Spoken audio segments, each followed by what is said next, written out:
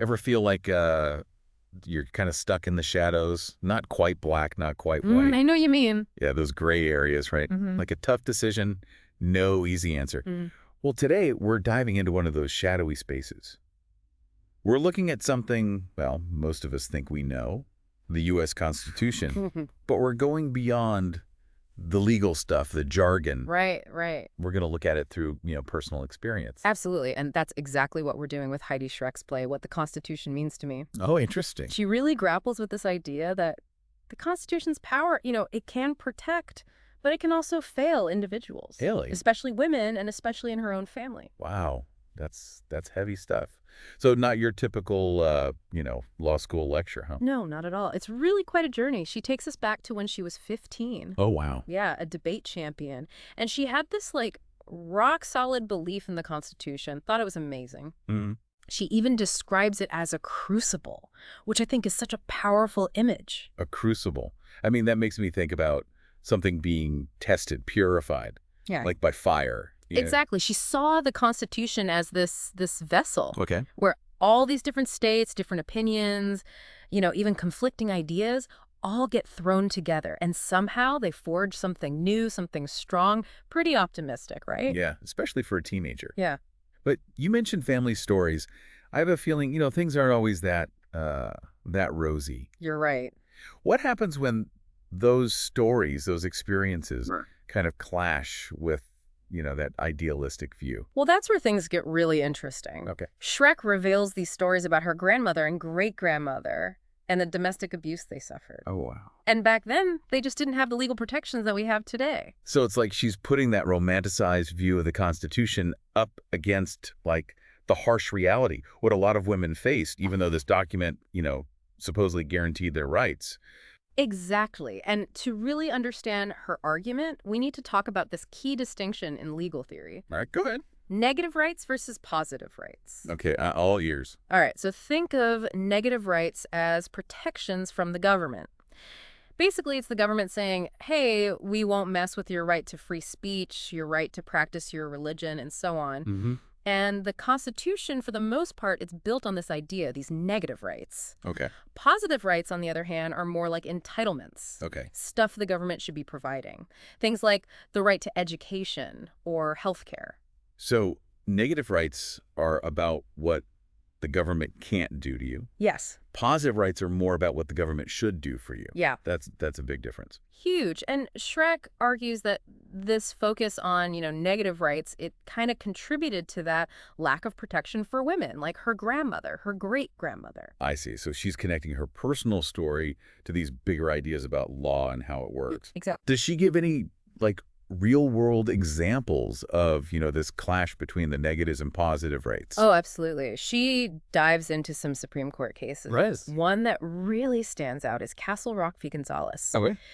This case involved a woman. She had a restraining order against her husband, abusive husband. Yeah. He violated the order, kidnapped their 3 daughters. Oh, my gosh. That's terrible. Awful. And tragically, the police, they didn't act right away. Oh, no. And he ended up murdering the children. Wow. The mother sued the town, argued that, the police, they didn't protect her under the 14th Amendment, the Due Process Clause. Yeah, I always thought due process was there to protect people, from the government doing harm. So wouldn't that apply here? You would think so, right? Yeah. That was her argument, but the Supreme Court, they ruled against her. Oh, wow. They said that the Due Process Clause, it's a negative right, meaning it protects you from the government directly harming you, Right. but not from their failure to act. So they were saying basically the police didn't have to, actively enforce the restraining order, Right. even with a legal document meant to protect her. Yeah. The system, it just failed. It did. It's a really chilling example of how the Constitution, even with all its good intentions, it can really fall short. Yeah, it makes you wonder, do we take these rights for granted sometimes? Assuming they're going to protect us more than they actually do? It's definitely a lot to think about. But you mentioned Schreck looks at other cases too. Yeah, Right? she does. Can you tell us about another one that, stood out to you? Absolutely. Another case that kind of sheds light on this idea of the Constitution's, hidden depths is Griswold v. Connecticut. Okay. Now, this one takes us back to 1965. Wow. Okay. Back then, even just talking about birth control, it was illegal in Connecticut. 1965. I mean, it's hard to believe that was the law just, what, like 50, 60 years ago? I know, right? So Estelle Griswold, she ran a Planned Parenthood clinic, and she was arrested for providing information about contraception, even to married couples. Wow. This case eventually went to the Supreme Court. Okay. And this is where Schreck uncovers, this really fascinating piece of the constitutional puzzle, the Ninth Amendment. The Ninth Amendment. Honestly, I've always been a little confused by that one. Yeah, it's called the Forgotten Amendment sometimes. Right. But it's super important. Basically, it says that just because certain rights are listed in the Constitution doesn't mean other rights don't exist. So it's like a catch-all for rights that, I don't know, maybe the Founding Fathers didn't think of. Exactly. It acknowledges that, hey, they couldn't predict every single right that would be important, down the road. Yeah. And this is where that idea of the penumbra comes into play. Right, that shadowy space we were talking about at the beginning. Exactly. So in the Griswold case, Justice William O. Douglas, he wrote the majority opinion. Yeah. And he used the word penumbra to describe where these unenumerated rights live. Unenumerated. Not specifically listed in the Constitution. Okay. He argued that, the right to privacy, even though it's not actually in the Constitution, it's there. It can be found in this penumbra. So he's saying the right to privacy, it exists in the shadows of those other rights, the ones that are spelled out clearly. Exactly. And that's how the court was able to strike down that Connecticut ban on contraception. They recognized that individuals, they have a right to make private decisions about their own bodies, their families, even if that specific right, it's not written out word for word in the Constitution. That's a pretty big win for individual rights then. Yeah. Sounds like Shrek's showing us, there's more to the Constitution than what we see on the surface. Definitely. It's got this whole other layer of rights just, I don't know, waiting to be discovered. That's a great way to put it. But it doesn't stop there. As we'll see, Schreck also wrestles with the Constitution's limitations. The ways, it hasn't always lived up to those big ideals. We've been talking about Heidi Schreck's view of the Constitution, right? Uncovering these hidden layers, like that penumbra, where so many rights seem to, I don't know, hide out. Yeah, it's really interesting how she uses that whole concept, isn't it? The penumbra, those rights that are implied, lurking in the shadows of the Constitution. Right. It comes to life in cases like Griswold v. Connecticut, the one we just talked about. Exactly. The right to privacy, something so basic, but not spelled out in the Constitution. But the court found it in that penumbra. Yeah. And that led to, access to contraception nationwide. Huge. And it brings us back to the Ninth Amendment, the one that says there are more rights than those listed, right? Right. Like the framers were, I don't know, leaving room for future generations to figure things out as things change. Yeah, like a built-in way for the Constitution to adapt, right? Like they knew they couldn't predict every single right that might, become important. Exactly. And it's this potential for, I guess, growth, evolution that seems to give Schreck hope, even when she's, struggling with some of the Constitution's shortcomings. Right, because let's face it, not every court decision has been so, I don't know, progressive. Yeah, definitely. Or, protective of our rights. For sure. We talked about Castle Rock v. Gonzalez earlier, right? Right. Where the court, they took a really narrow view of the 14th Amendment, and it ended up failing to protect that woman from, domestic violence. Yeah, a terrible outcome. And it makes you wonder, does that potential for the Constitution to evolve, does it also mean, I don't know, maybe you could go backward too? That's a great question. Interpretations that restrict our freedoms instead of expanding them. That's really at the heart of what Schreck is exploring, that tension, between what the Constitution says, its ideals, and then how it actually plays out in reality. So she's pushing us to look at that gap, how a document that's supposed to protect individual liberties, how it can also be used to, I don't know, justify doing nothing or even causing harm. Yeah, exactly. And it's something we see all the time, right? Oh, yeah. Debates about rights in the courts, in legislatures, even just like everyday conversations. It's true. Schreck's play, it doesn't give us all the answers. Yeah. But it forces us to confront these questions, to really grapple with this document that, we hold it in such high regard. And that's what makes it so powerful. It's not just, a dry legal analysis. Right. It's personal. It's a story about how someone's understanding changes, evolves, wrestling with a document that's both revered and, maybe a little flawed. You said before that Shrek, she sees some parallels between her own, personal journey and the evolution of the Constitution. Can you talk a little more about that? Sure. Remember how the play starts? She's this teenager, idealistic, defending the Constitution. Right. It's almost like she represents that youthful optimism that, I don't know, maybe we associate with America itself. Oh, yeah. Land of opportunity, that whole thing. That anything's possible. But then, she gets older, Yeah. learns about her family history, all those legal complexities. Mm-hmm. Her view starts to change. Exactly. She sees the limitations of the Constitution, Ugh. the blind spots, the areas where, it hasn't quite lived up to its ideals. Right. Like she's going through, I don't know, like a constitutional coming-of-age story. Yeah. Isn't that what happens to all of us? I think so. We start out with those perfect ideas about, the world, our country, ourselves even, and then life throws us those curveballs. It does. We see injustice, suffering, we deal with our own, imperfections. Yeah, those experiences, they make us reevaluate our beliefs. Question things we used to take for granted. Face that gap between how things should be and how they actually are. It's when we have to confront those things that we really start to, understand the world around us.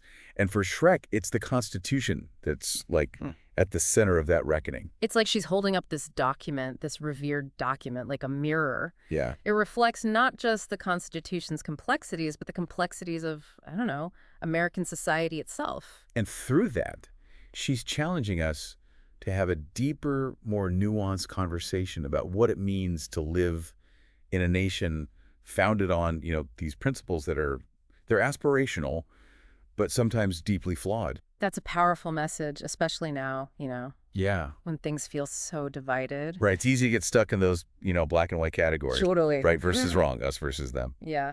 But Shrek's play, it reminds us that there's a lot of gray area, too. And it's in those gray areas, in that penumbra, where we have to do the hard work. Yeah, grappling with the tough questions, confronting those, uncomfortable truths, trying to find common ground, even when it's really hard. It takes empathy, being open-minded, trying to see things from, different perspectives. And it's a lesson that goes beyond, just the law. Oh, absolutely. It's about how we relate to each other, our communities, how we understand history, even how we see the future. It challenges us to move past those, those simple answers.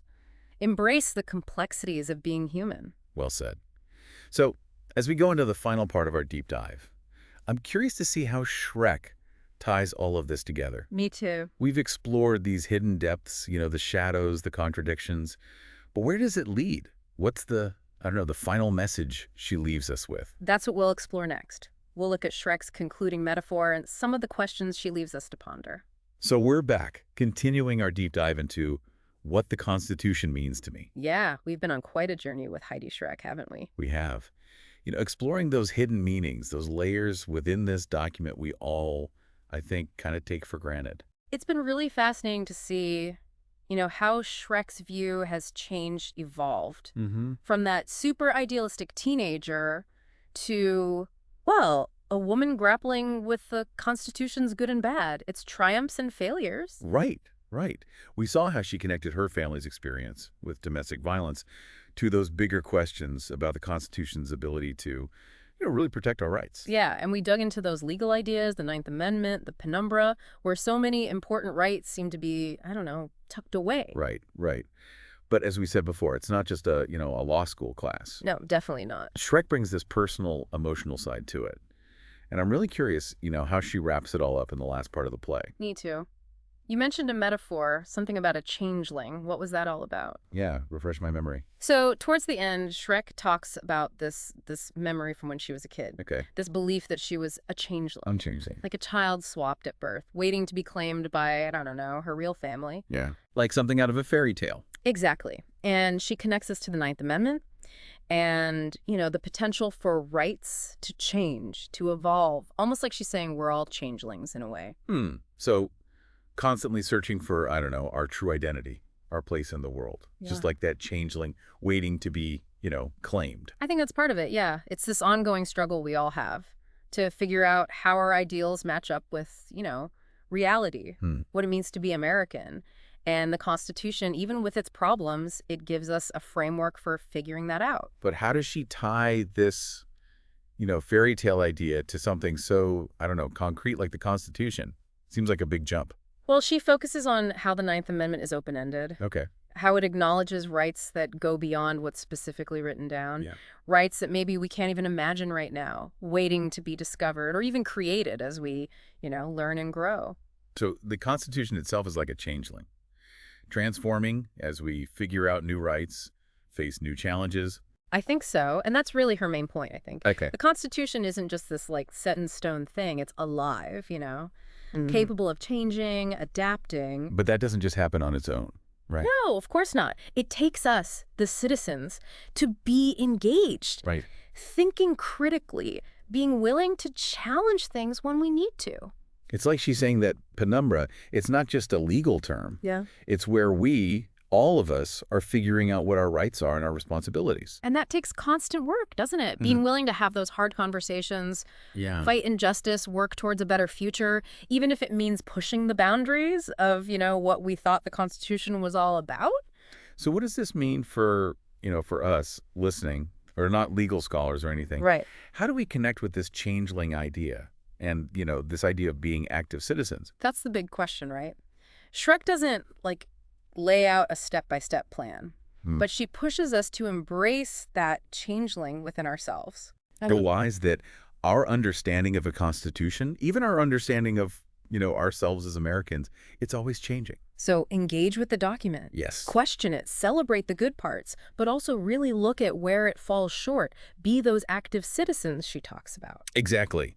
And realize we all have a part to play in shaping our nation's future, making sure that the Constitution really delivers on that promise of liberty and justice for all. That's a powerful thought to leave us with.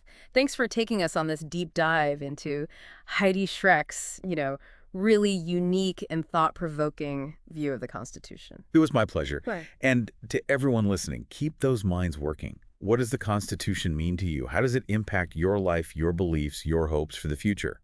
We'll be back next time with another deep dive into something else that'll hopefully spark your curiosity.